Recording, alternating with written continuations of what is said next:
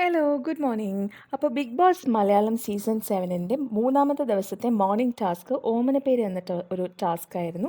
അതിൽ ഇഷ്ടമുള്ള ആളിനെയും ഇഷ്ടമില്ലാത്ത ഒരാളിനെയും സെലക്ട് ചെയ്തിട്ട് ഇഷ്ടമുള്ള ആൾക്ക് ഓമനപ്പേരും ഇഷ്ടമില്ലാത്ത ആൾക്ക് ഇരട്ടപ്പേരും കൊടുക്കുക എന്നുള്ളതായിരുന്നു ടാസ്ക്. അപ്പോൾ എല്ലാവരും നല്ല മറ്റുള്ളവരെ വിഷമിപ്പിക്കാത്ത രീതിയിലുള്ള പേരുകളൊക്കെയാണ് കൊടുത്തത്.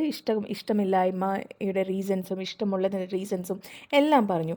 ഇതിനകത്ത് എടുത്തു പറയേണ്ട കാര്യം, അക്ബർ രേണുവിനെ ഇഷ്ടമല്ലാത്ത കാറ്റഗറിയിലാണ് വിളിച്ചത്. എന്നിട്ട് രേണുവിന് കൊടുത്തിട്ടുള്ള പേരാണ് സെപ്റ്റിക് ടാങ്ക്. അതിന് അക്ബർ പറഞ്ഞ റീസൺ എന്താണെന്ന് വെച്ചാൽ, രേണുവിൽ എനിക്ക് ഒരുപാട് ടോക്സിക് ആയിട്ടുള്ള കാര്യങ്ങൾ ഫീൽ ചെയ്തു. മനുഷ്യൻ്റെ ഉള്ളിലുള്ള വേസ്റ്റുകളൊക്കെ പോയി ചേരുന്ന സ്ഥലം സെപ്റ്റിക് ടാങ്കാണ്, അതുകൊണ്ടാണ് ഈ പേര് കൊടുക്കുന്നത് എന്നായിരുന്നു. ഇത് പല ആളുകൾക്കും, അതായത് മത്സരാർത്ഥികൾക്കും ഇഷ്ടപ്പെട്ടില്ല, പ്രേക്ഷകർക്കും ഇഷ്ടപ്പെട്ടില്ല. അത് രേണു ആ ഒരു സമയത്ത് രേണുസുതി ഒരിക്കലും മുഖത്ത് അത് കാണിച്ചില്ല. അത് ഒരു ടാസ്കിൻ്റെ സ്പിരിറ്റിൽ എടുക്കുന്ന പോലെ മുഖത്ത് എക്സ്പ്രഷൻ വരുത്തിയെങ്കിലും അതിനുശേഷം നൂറയോട് റൂമിലിരുന്ന് അതിനെപ്പറ്റി വിഷമത്തോടെ പറയുന്നുണ്ട്.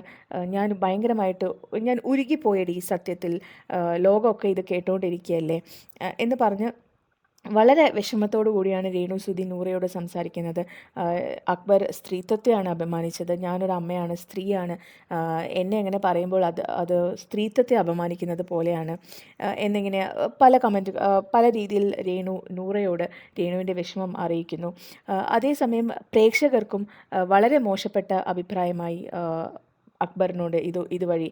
അതിനുശേഷം അക്ബർ ക്യാമറയ്ക്ക് മുന്നിൽ വന്നിട്ട് പറയുന്നുണ്ട്, എനിക്ക് രേണുവിനോട് മാപ്പ് പറയണം, അല്ലെങ്കിൽ ചേച്ചിയോട് എനിക്ക് മാപ്പ് പറയണം, പറയാൻ ഞാൻ റെഡിയാണ് എന്ന് ക്യാമറയ്ക്ക് മുന്നിൽ വന്നിട്ട് ഒരു ഷോ അക്ബർ കാണിക്കുന്നു. പക്ഷേ അക്ബറിന് യഥാർത്ഥത്തിൽ അതിന് വിഷമം ഉണ്ടെങ്കിൽ ക്യാമറയ്ക്ക് മുന്നിലല്ല, രേണുവിൻ്റെ അടുത്ത് പോയിട്ടാണ് സോറി പറയേണ്ടത്. മറ്റുള്ള മത്സരാർത്ഥികളുടെ മുന്നിൽ വെച്ച് രേണുവിനോട് മാപ്പ് പറയണം. അതിനു പകരം കണ്ടൻറ് ഉണ്ടാക്കാൻ വേണ്ടി വെറുതെ ക്യാമറയ്ക്ക് മുന്നിൽ വന്ന് ഷൈൻ ചെയ്യാണ് അക്ബർ ചെയ്യുന്നത്. അക്ബറിൻ്റെ സ്ട്രാറ്റജി ഗെയിമാണ് ഇതെന്നാണ് മൊത്തത്തിൽ ഉള്ള ഒരു അഭിപ്രായം. അപ്പോൾ ഇതൊരു ടാസ്കിൻ്റെ അപ്ഡേറ്റാണ്. കൂടുതൽ അപ്ഡേറ്റ്സുമായിട്ട് ഞാൻ ഇനിയും വരും. So stay tuned.